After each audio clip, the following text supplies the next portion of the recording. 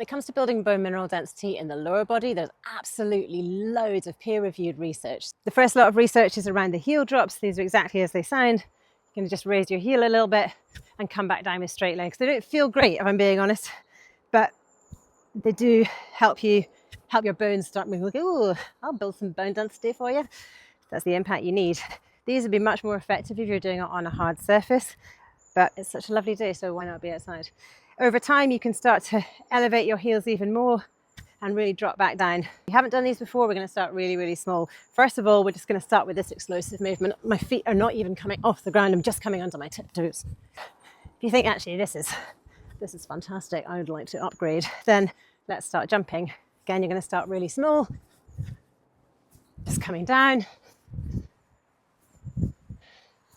And if that feels okay, then you can really work up to a big jump.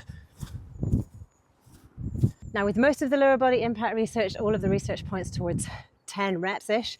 So 10 jumps, go and have a cup of tea, go back to your meeting, go and do 10 jumps later on, and only doing about 3 sets a day, and not even every day, like 3 days a week.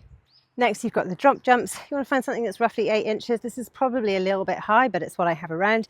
You also want to make sure that the floor is nice and stable that you're jumping onto. This is really uneven, but I'm a confident jumper, so I feel okay with it.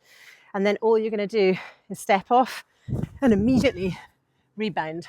Where you'll often get stuck is step off and then stay here and then jump again. What we're looking for is a step off and an immediate rebound. As you get more confident, and if there wasn't a stocking great wall in the way, then you could really go for it with that rebound jump. The last set of research looks at gait patterns, so that's how we move through the world. And they start with marching. You're going to want to wave this hand and this leg because they want to move together. And you're just going to march. You can do this on the spot. You can go for a walk if you want to do a march. If you've just had your osteopenia or osteoporosis diagnosis, you're going to want to do this really gently. If you're okay and you're feeling confident, then you want to channel your inner toddler and get really cross and stompy, just like a really angry 3-year-old. See if you can make as much noise as possible. If those feel okay, then you're going to work up to skipping. I love a skip.